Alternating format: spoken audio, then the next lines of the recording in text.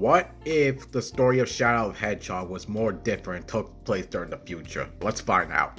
So, just like in Sonic Adventure 2, Shadow falls to his death after him and Sonic fight the Bio Lizard.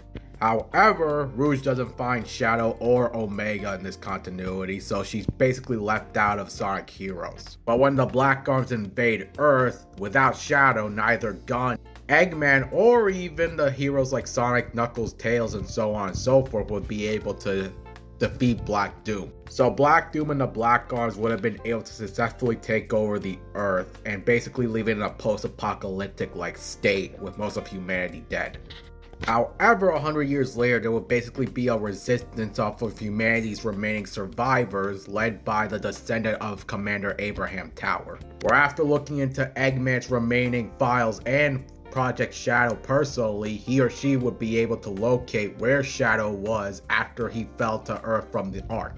But just like in Sonic Heroes, Shadow would basically have zero memory of what happened to him considering it's been 100 years, but he decides to help out the Resistance just to get answers as to what's going on. Also, Omega could help out on occasion because since he's no longer guarding Shadow, he wants to put his potential to good use by fighting the Black Arm, because there's basically no point of him getting revenge on Eggman since Eggman's dead. So throughout the game, Shadow would basically embark on missions, sabotaging the Black Arms slowly in order to give the Resistance a fighting chance, and fight powerful Black Arms bosses at the end of each one, like Black Bull over here, which I honestly don't understand why he's the only Black Arms boss fight not called Black Doom. Like, just why?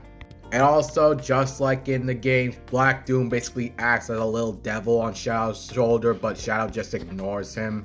And eventually, around the end of the game, Shadow would basically make a final raid on the final haunt. But instead of fighting Black Doom, Shadow fights Sonic, who was converted into a Black Arms because Black Doom saw so much of Shadow in Sonic and he wanted to have Sonic as one of his most loyal foot soldiers. This would serve as the final boss fight as Shadow would slowly regain his memories from the times he fought Sonic in Sonic Adventure 2.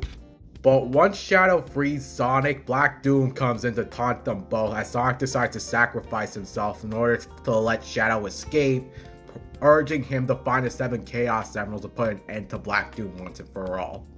Shadow escapes the final haunt as he vows to find the 7 Chaos Emeralds to protect the planet Earth and to put an end to the Black Arms and Black Doom once and for all, which would basically end the first Shadow the Hedgehog game.